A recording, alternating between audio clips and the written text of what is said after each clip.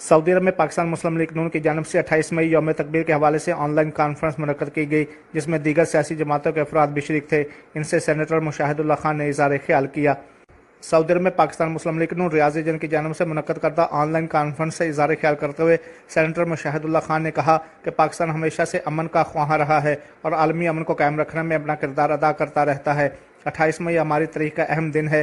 بھارت اگر ایٹمی دھماکے نہ کرتا تو ہم کسی صورت دھماکے نہ کرتے، مگر نواز شریف نے ایٹمی دھماکے کر کے خطے میں طاقت کا توازن قائم کر دیا، جبکہ بھارت آج بھی مقبوضہ کشمیر میں کشمیریوں پر ظلم و جبر کر کے اور پاکستان کے ساتھ سیز فائر کی خلاف ورزی کر کے امن خراب کر رہا ہے، مگر عالمی برادری کی جانب سے اس کا نوٹس نہیں لیا جا رہا۔